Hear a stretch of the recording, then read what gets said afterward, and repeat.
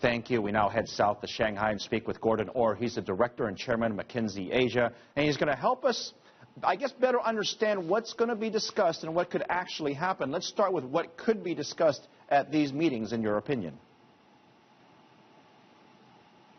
Philip, thank you. I think from a business perspective, we're all really excited to hear the pace and the direction of SOE reform and the extent to which the government really is going to step back from various sectors, allowing individual state enterprises to stand on their own 2 feet, to compete more independently against others. And as your reporter just said, whether that's going to create opportunities, not just for multinationals, but for many private Chinese companies as well. Gordon, it's been quite the last couple of years for China economically. You have the camp that's very bullish on China, and then you have the more skeptical camp as well. I guess my question to you is, what's going to be the greatest challenge for China to try to overcome in the next 12 to 18 months? I think for the government, the biggest challenge is really going to be continuing the pace of shift to a consumer-driven economy. We've had good progress on that over the last 4 or 5 years, but it's another 10-year journey to go.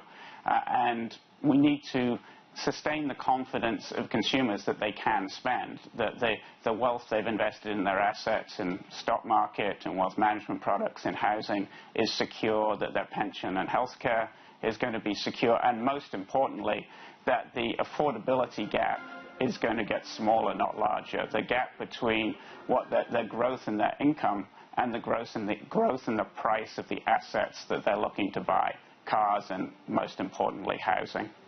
Our reporter, I mentioned some of the issues you spoke about, including specifically the housing, the property sector being a little bit too hot. Now, the government has taken moves to try to calm that sector down, and I'm just wondering, in your opinion, if that's actually working.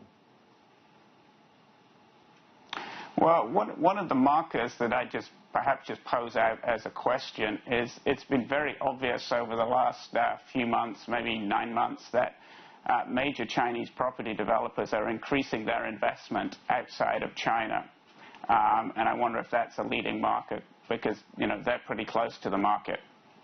The other situation you have on the economic side is this Chinese yuan currency. It has dropped of late, and some are speculating that perhaps that might mean that the Chinese authorities might be widening the trading band for the yuan versus the other major currencies. Do you think that is perhaps a realistic expectation? It's a possibility, but Philip, I would say that for most of the business leaders in China, Chinese and multinational, it's not the top issue on their agenda.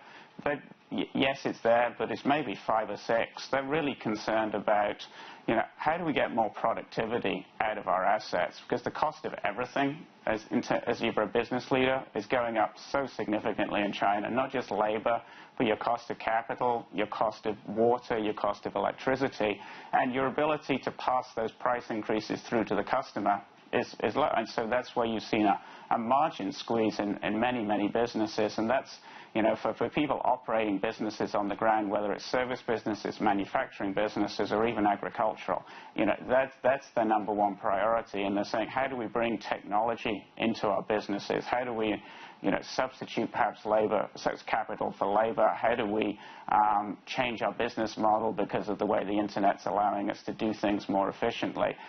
And yes, they pay attention to the exchange rate, but they don't expect anything sufficiently dramatic like you might have seen in an India or in Indonesia that's really going to change the game for them. As chairman of McKinsey Asia, you have the unique perspective, if you will, to talk to CEOs and leaders around Asia that represent major companies around the world. And I'm just curious, what's their #1 concern when you talk about Asia growth? Really, whether we're going to start to enter a new era of higher levels of volatility. We've had 5 or 6 years of pretty steady economic environment, and as the stimulus pullback happens in the U.S., we've already seen volatility driven by capital moving back to the U.S. We have a lot of very important elections taking place in Asia this year. And definitely I feel that there's a concern that We're going to see stronger swings up and down. A lot of confidence in the underlying growth rate over time, but that the ups and downs around that trend line for growth are going to get greater in the next few years, and that's just very hard for businesses to deal with. Gordon Orr, I wish we had more time, Director and Chairman of McKinsey Asia. Thank you very much.